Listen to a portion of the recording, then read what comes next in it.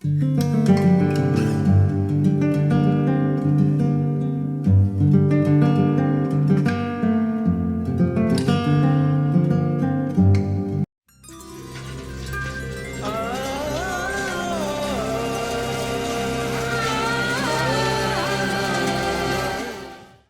11th part is called Blissful Krishna and explores the relationship between the emotions and the mind, between intuition and anticipation, and the intellect and the will. The soul and the mind must work together to decide to go and look for what is known already, that Krishna is the one to love.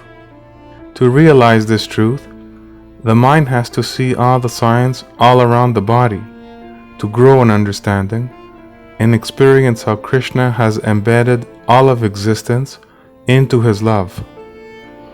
Everything in existence points to Krishna's love, a love that values and cherishes all of the parts that make up the whole.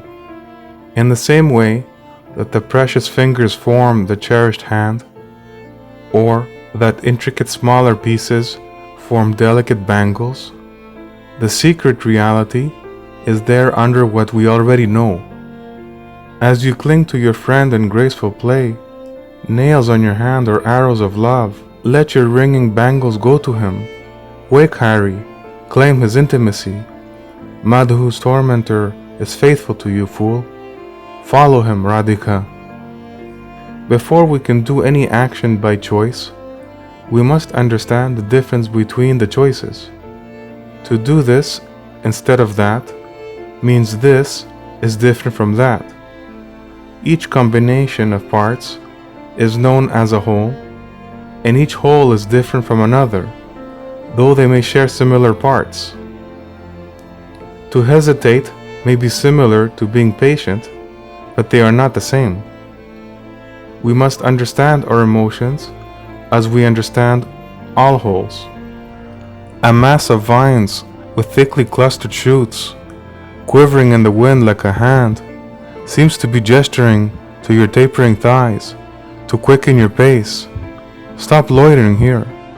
The friend tells Radha to follow Krishna, reminding her of her lover's greatness and that his love for her should be obvious.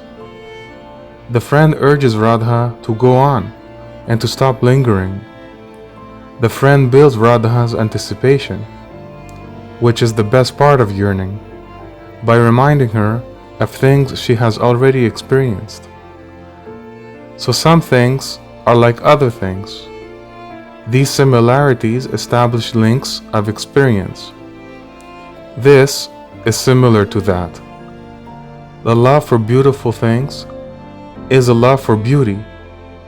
The love for fragile things is a love for delicateness. Strong waves of love throbbing in you suggest that you feel Hari's embrace. Ask your rounded breasts if they wear seductive pearls or drops of pure water. Step by step, she is urged on by her growing anticipation to release her restraints, to let go of any reserve, and see that everything around her contains attraction. She is urged on by her mind to follow the hidden presence of attraction and seduction to its source. Each stop along the way brings the soul closer and closer. Each stop allows the flowering of the heart to bloom. Attraction and connection are everywhere. Listen to enticing sounds of honey bees buzzing to bewilder tender women. Sympathize when a flock of cuckoos sing love's commands like bards. Krishna's presence can be felt when we feel attraction for beautiful and rare objects. This feeling of preciousness that is attached to luxury is something we know well. We all have objects that cause a feeling of delicateness and value in our hearts. We must approach this feeling of preciousness and link it to where it comes from. We will hesitate to pursue this link, fearing it will affect the feeling of preciousness for those objects. Seeing Hari light a deep thicket with brilliant jeweled necklaces, a pendant, a golden rope belt, armlets, and wristbands, Radha's modesty stopped at the entrance, but her friend urged her on. We must continue and push on, to look past the obvious link between preciousness and a prized object, to experience the secret link between preciousness and Krishna's love for existence. The more we find ourselves attracted to luxury, the more we should feel connected with Krishna. Love of beauty and love of refinement lead to love of Krishna. Revel in wild luxury on the sweet thicket floor. Your laughing face begs ardently for his love. Radha, enter Madhava's intimate world. The more we pursue the secret link behind luxury and attraction, the more we extend this love of preciousness to everything we see, until our very own bodies and minds are beautiful and precious to us. All that is holding us back is hesitation. We must revel in beauty and attraction with a yearning to revel in Krishna's presence. Revel in a thick bed of red petals plucked as offerings. Strings of pearls are quivering on your rounded breasts. The more we take steps to pursue the source of attraction and beauty, the more we are urged on to continue. Faster and faster, we go from uncertainty to absolute certainty. We know Krishna's love is at the end of our journey. Your full hips and breasts are heavy to bear. Approach with anklets ringing, their sound inspires lingering feet. Run with the gait of a wild goose. The beauty of the world becomes friendly to Radha, itself urging her not to linger, not to hold on to hesitation and shyness. There must be no more reserve. She must run to what she craves, like a warrior dressed for battle, who fears nothing, knowing she is well armored. Your friends know your armed body is ready for passionate battle, fierce Radha. By the war drum beat of your clanging girdle, meet his rich mood without shame.